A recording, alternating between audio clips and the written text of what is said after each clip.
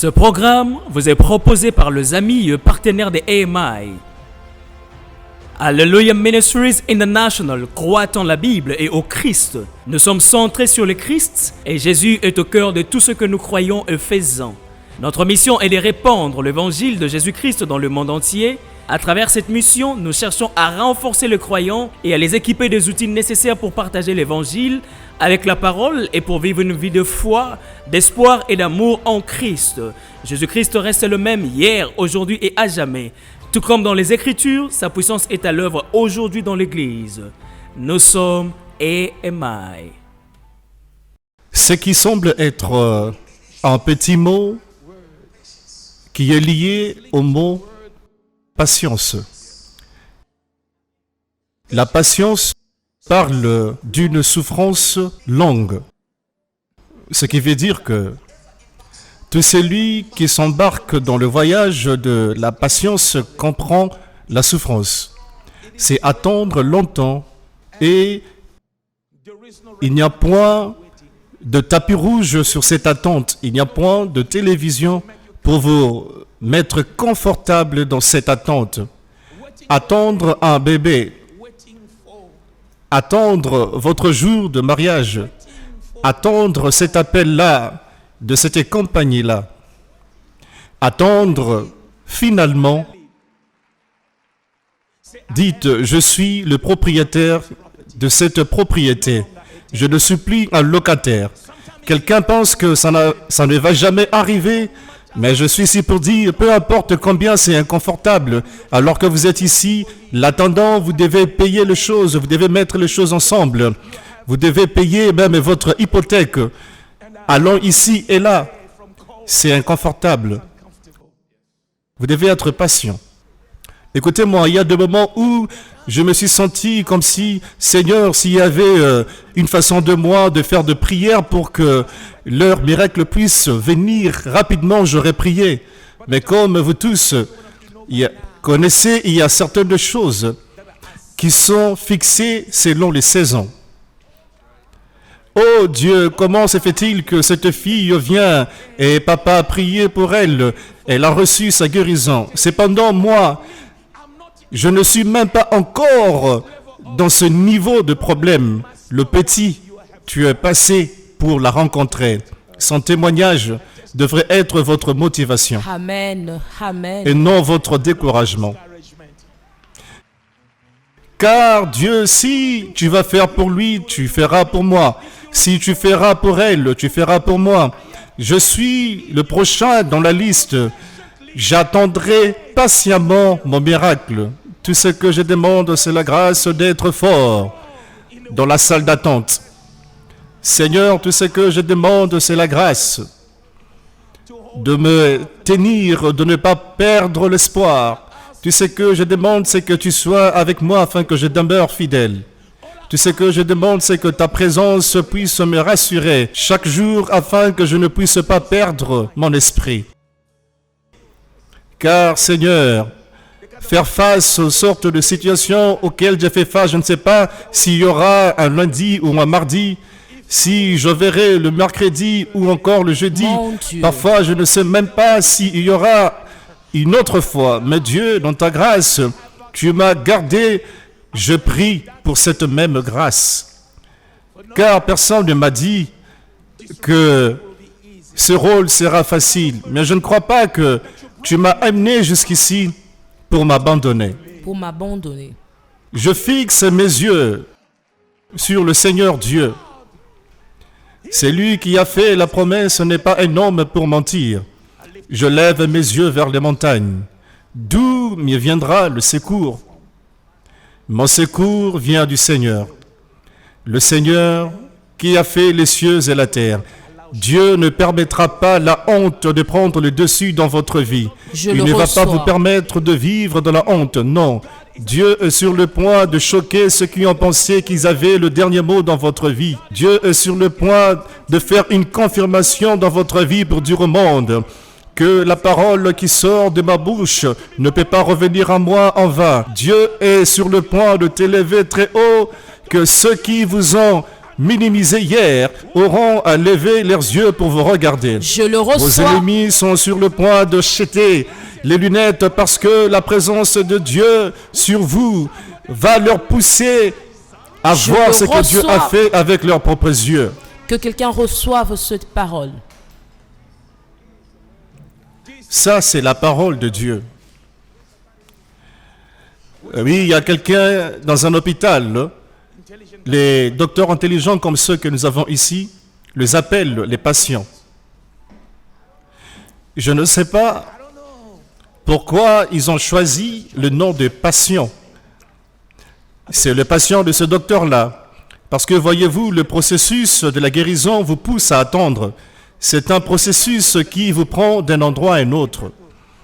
Mais alors que vous vous alignez, vous devez comprendre la patience, la patience. Plusieurs personnes abandonnent rapidement leurs relations, leurs affaires, leurs aventures,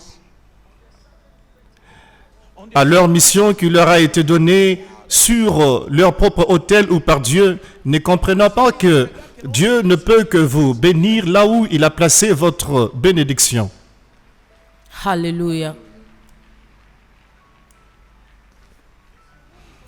Si vous quittez la position de votre bénédiction parce que vous avez perdu espoir, vous pouvez tout perdre. Je sais que c'est difficile. Je sais que vous pleurez beaucoup sur un problème, mais Dieu est fidèle. Il est fidèle. Je prie aujourd'hui que le Seigneur, votre Dieu, puisse vous affermir et vous y amener là. Mesdames et messieurs, nous sommes dans une saison où le Seigneur prophétiquement nous a parlé et vivement que nous puissions aller de l'avant. Toute la saison a été définie par l'instruction que Dieu nous a donnée pour aller de l'avant, comme s'il y avait quelque chose de plus grand que ce que nous voyons là où nous sommes. Et Dieu veut que nous puissions faire un effort pour l'atteindre en passant par la transition. Et son instruction, c'est pour vous affermir. Parce que bien que vous aurez une situation où un bouton a été pressé pour vous amener quelque part et boum, vous arrivez à un endroit de gloire. Parfois, ce n'est pas ce que Dieu veut que vous puissiez faire. Amen. Voyez-vous, Amen. le processus purifie. Le processus développe. Le processus apporte la maturité. Si vous sautez le processus, vous n'allez pas demeurer longtemps là où vous partez.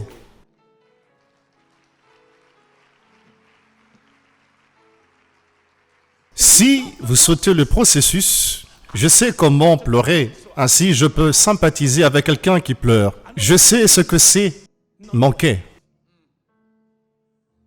Je ne veux pas que qui que ce soit puisse être là. Je sais ce que c'est d'être trahi. Je ne veux pas que vous soyez trahi. Seigneur, pourquoi est-ce que tu ne m'as pas épargné? Tu m'as oint, tu m'as donné une mission, tu me connais. Pourquoi permettrais-tu que ceci puisse m'arriver? Pourquoi permettrais-tu qu'on puisse me faire ceci? Le processus est crucial. Ceci forge quelque chose en vous. On ne peut pas vous appeler un gagnant sur rien. On ne peut que vous appeler gagnant Ça, c'est sur vrai. quelque chose que vous avez combattu et gagné. Ainsi, combattez parce que votre destinée, c'est d'être un gagnant. Je suis un guerrier. Vous êtes guerrier parce que vous paraissez, je ne veux pas vous paraissez quand vous paraissez. Non, on ne peut qu'être guerrier à cause de la guerre. Amen. Ça c'est vrai. S'il n'y a jamais eu de guerre, que patiemment vous avez combattu et survécu, on ne peut pas vous appeler un guerrier. On a appelé Goliath le champion de Gath. Pourquoi? Parce que on ne peut qu'être champion parce que vous avez combattu quelques compétitions. Il était le meilleur sur sa terre. C'est que vous devez vous mettre en tête. Le champion est de l'autre côté. Alors si on ne vous appelle à rien, vous n'avez rien à dire. Si vous n'êtes passé à rien, vous n'avez rien à donner. Je connais le diamant. Je touchais le diamant de différentes formes. Oui. Je touchais le diamant brut, petit et grand. Je touchais le diamant qui a été purifié. Non pas nécessairement le mien, mais je peux vous dire, la beauté d'un diamant purifié, un diamant sur lequel on a travaillé, et un diamant qui est brut. C'est incomparable. Incomparable. L'un est très beau que vous vous demandez si c'est de la lumière elle-même. Ça absorbe et reflète la lumière. C'est vraiment l'expression meilleure de la beauté, la luxure et l'excellence. Ça parle un langage que vous ne pouvez que comprendre de l'intérieur quand vous regardez un diamant. Vous pouvez regarder un diamant, non pas ce qu'on vend dans la rue, je parle de diamants. Vous regardez ça, vous sentez quelque chose. C'est comme une pierre qui vous regarde, très beau. Plusieurs venderaient beaucoup pour en acheter un. Mais voyez-vous, la valeur de ce diamant vous parlera d'un processus par lequel il est passé. Il te dira que on m'a mis entre de l'acier, ils ont utilisé le laser pour commencer à me couper, on a trouvé quelque chose avec un poids dedans et on devrait faire quelque chose pour me couper afin que je sois maintenant sans tache. L'impeccabilité demande un processus de purification. Ça, c'est vrai. Un jour, je vous ai raconté l'histoire. Un métal qui avait entendu la voix de son maître. Un jour, je te prendrai une pièce de métal dans la jungle, je t'utiliserai et je vais changer cet endroit en paradis à travers toi.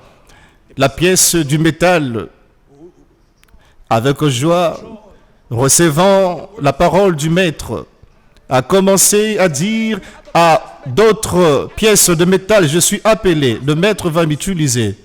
Il va m'utiliser pour changer ce voisinage en paradis, attendant patiemment de la parole prophétique pour qu'elle s'accomplisse.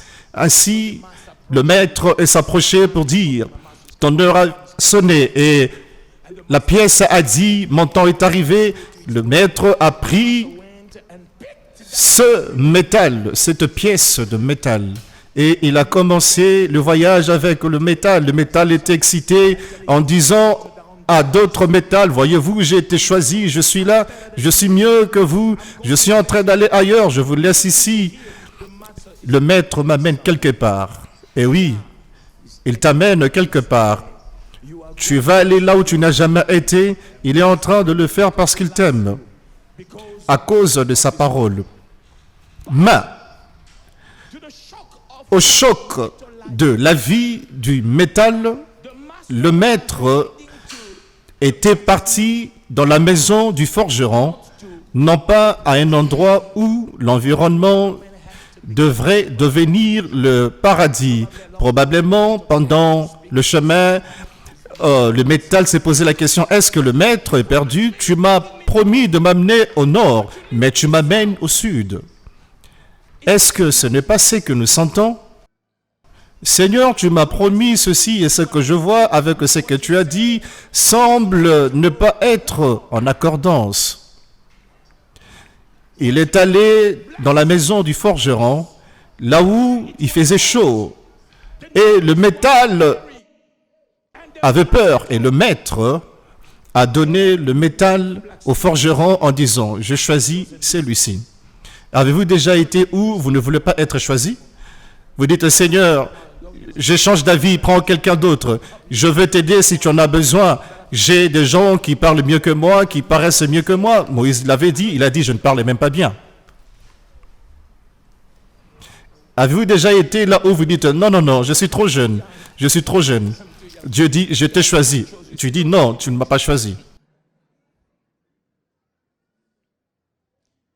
Il a commencé à expliquer à Dieu que cette aventure dans laquelle tu m'amènes ne va pas marcher. Je suis le moindre dans ma famille est la moindre dans ma tribu est la moindre en Israël. Comment est-ce que ceci va marcher? A dit Gédéon. La contradiction, parfois, dans ce que Dieu a dit et ce que vous expérimentez, vous épate tellement. Le forgeron a pris le métal et l'a mis dans le feu. Oh Dieu, tu m'as appelé, regarde ce que le diable fait. Non, ce n'est pas moi, je l'ai permis, je n'ai pas perdu le contrôle sur toi. Ce n'est pas pour t'amener à la mort, c'est pour que ma gloire soit manifestée. Une fois que tu t'en sors, tu seras plus fort, tu seras plus profond. À partir du feu, pour être martelé dessus. Et quand le métal a pensé qu'il avait un petit repos, il est retourné au feu. Et il est encore retourné pour qu'on puisse lui marteler. J'ai beaucoup pleuré Dieu, encore et encore. Mais chaque fois que ceci a été fait, le métal commençait à paraître mieux. Et tout ce qui n'était pas censé être en lui était enlevé. Amen. La forme était en train de se montrer. Et le maître l'a fait encore, et encore, et encore. Et au temps convenu, le métal qui a été martelé dessus et qui a été coupé était amené à une eau très fraîche. Ah, cette saison, pour quelqu'un, c'est cette saison où vous entrez finalement Je le reçois. à cet endroit. Je le reçois. Je prophétise sur vous. Votre moment de rafraîchissement est arrivé. Mon moment de rafraîchissement Dans le est nom arrivé. de Jésus. Dans le nom de Jésus. Vous avez célébré les autres, écoutez ceci. Vous êtes sur le point d'être célébré. Je le reçois. Vous avez regardé les autres avant. Ainsi dit le Seigneur, ils sont sur le point de vous regarder. Je le reçois. Dans le nom de Jésus.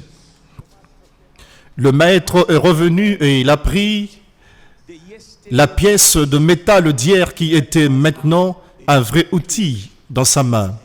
Et il lui a dit, maintenant, tu es prêt de changer ton environnement en paradis.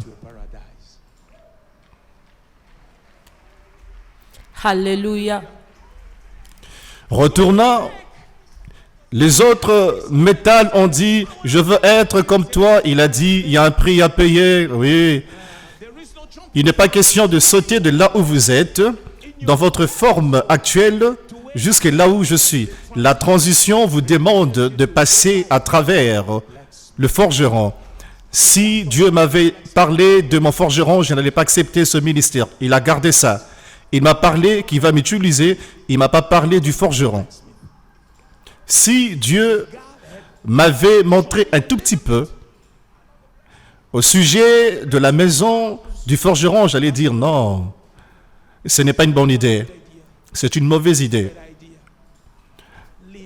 Laisse le fils de Maman Loulou tranquille.